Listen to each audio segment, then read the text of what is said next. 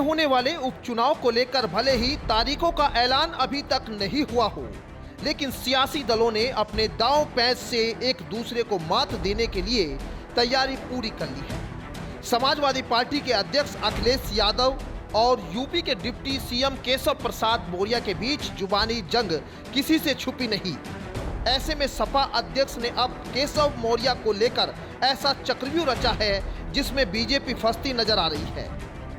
UP में BJP Sapa समेत सभी राजनीतिक दल उपचुनाव की तैयारी में जुटे हैं।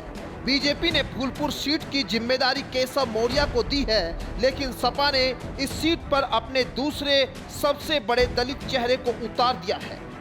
आपको बता दें, केशव मौर्य और अखिलेश यादव में तल्खी के बीच सपा अध्यक्ष ने फूलपुर सीट के लिए अपने दलित नेता इंद्रजीत सरोज को प्रभारी नियुक्त किया है, जबकि बीजेपी की ओर से इस सीट को जिताने की जिम्मेदारी केशव प्रसाद मौर्य के कंधों पर है। इंद्रजीत सरोज बड़ा दलित चेहरा है और इस सीट पर उनके समाज से बड़ी संख्या में मतदाता आते हैं। इंद्रजीत सरोज का इस इलाके में खासा प्रभाव है। अगर वो इन मतदाताओं को सपा के पक्ष में लाने में कामयाब हो जाते हैं तो केशव प्रसाद मौर्य के लिए मुश्किलें खड़ी हो सकती है।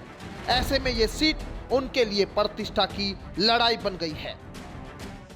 लेकिन बीजेपी के लिए सिर्फ फूलपुर ही नहीं, बल्कि अयोध्या की मिल्कीपुर और अंबेडकर नगर की कटेरी सीट भी नाक की लड़ाई अब बनती नजर आ रही है। मिल्कीपुर और कटेरी सीट को जिताने की जिम्मेदारी खुद मुख्यमंत्री योगी आदित्यनाथ के कंधों पर है।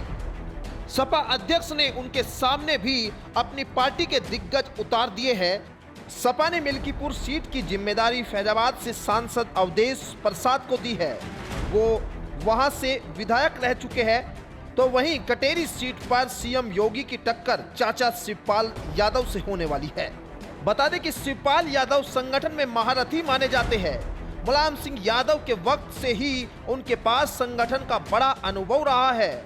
यही नहीं, पिछले साल घोसी उपचुनाव में भी वो अपना दम दिखा चुके हैं, जहां एनडीए ने इस चुनाव में अपने तमाम दिग्गजों को उतार दिया था। तो वहीं शिवपाल यादव ने अकेले बागडोर संभाली और इसी सीट पर बीजेपी के दारा सिंह चौहान को चित कर दिया था। ऐसे में शिवपाल यादव और सीएम योगी आदित्यनाथ की टक्कर भी देखने लायक होगी।